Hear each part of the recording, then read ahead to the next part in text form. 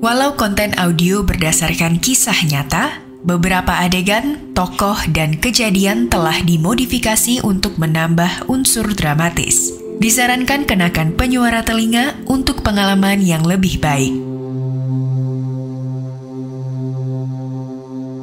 Selamat datang di podcast Tinggal Nama Spesial Biografi. Edisi spesial peristiwa 10 November ini dipersembahkan untuk mengenang jasa para pahlawan yang berkorban demi memperjuangkan kemerdekaan Indonesia. Biografi ini diambil dari jejak tertulis mengenai tokoh terkait. Sebelum mendengarkan, jangan lupa untuk klik follow podcast Tinggal Nama dan beri rating terbaikmu. Follow juga media sosial dan TikTok kami di @medio by KG Media agar tidak ketinggalan informasi podcast lainnya. Kamu juga bisa berlangganan Intisari Plus di plus.intisari.grid.id dan Intisari akan memberikan diskon hingga 50% untuk berlangganan majalah Intisari di atas 1 bulan melalui gridstore.id.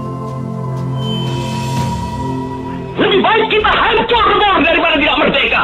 Semboyan kita tetap merdeka atau mati.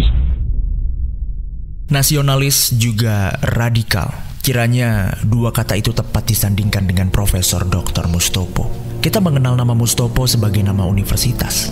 Mustopo memang memiliki latar belakang sebagai dokter gigi. Hak istimewa yang ia dapatkan untuk bisa menempuh jalur pendidikan di School tot Opleiding van Indisch Tandarsten atau STOVIT, Sekolah Kedokteran Gigi, Mustopo memanfaatkannya dengan baik. Namun di balik itu semua, Mustopo juga pejuang tanah air. Nama Mustopo terlihat eksis di pra-peristiwa 10 November di Surabaya. Namanya masuk dalam peristiwa penyobekan bendera Belanda di Hotel Oranje atau Hotel Yamato. Para komandan Jawa Timur harus bersyukur kepada Tuhan karena kini telah tiba saatnya semua kita diizinkan dengan cara apapun membunuh, membantai, dan membakar orang-orang Belanda seperti saya perintahkan beberapa waktu lalu.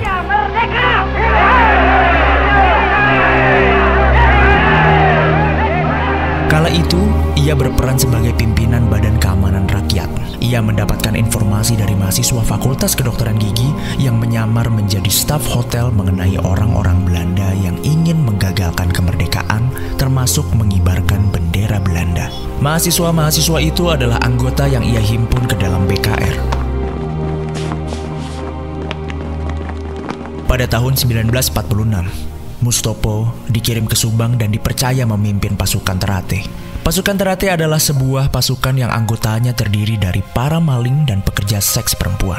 Kedepan, dilansir dari mustopo.ac.id, setelah pengakuan kedaulatan, Mustopo masih membina pasukan ini dan mendirikan Akademi Erklasering di Yogyakarta yang merehabilitasi mental, mendidik, dan memberikan keterampilan kepada bekas maling, pekerja seks perempuan, dan bekas narapidana. Mustopo pernah terlibat pemberantasan PKI di Madiun pada tahun 1948. Ia dipercaya sebagai Komandan Teritorial Komando Jawa Timur yang bermarkas di Madiun. Dalam peristiwa ini, hubungan Sabarudin dan Mustopo kembali terjalin. Mustopo membebaskan Sabarudin yang sempat menjadi tahanan di Ambarawa dan memberi tugas untuk ikut memberantas PKI. Dalam buku Madiun 1948, PKI Bergerak yang ditulis oleh Hari A. Puze, Mustopo menjadi orang kedua dalam aksi menumpas PKI sesudah Gatot. Mustopo terlampau geram terhadap PKI. Menurut Lukas, cucu Mustopo, kakeknya itu memang anti-komunis sejak pemberontakan pertama di Madiun. Melihat banyaknya guru-guru spiritual yang gugur, yakni para kiai, membuat Mustopo merasakan kesedihan yang mendalam.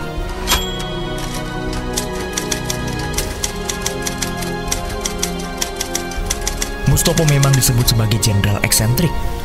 Hal ini tertulis dalam catatan kaki Tan Malaka, Gerakan Kiri dan Revolusi Indonesia Jilid 2, Maret 1946, Maret 1947, di mana Nasution menceritakan tentang Jenderal Mustopo yang ketika berada di stasiun Solo ditangkap oleh Pesindo. Mustopo yang memang dikenal selalu membawa granat memperlihatkan kepada mereka granat tersebut sambil mengancam hendak meledakkannya. Ancaman itu berhasil dan membuatnya dilepaskan.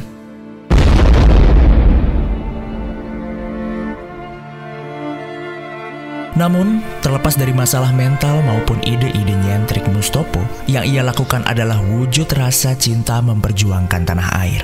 Hanya saja, Mustopo mengekspresikannya dengan berbagai cara yang saat itu mungkin tidak terpikirkan oleh orang sekitar.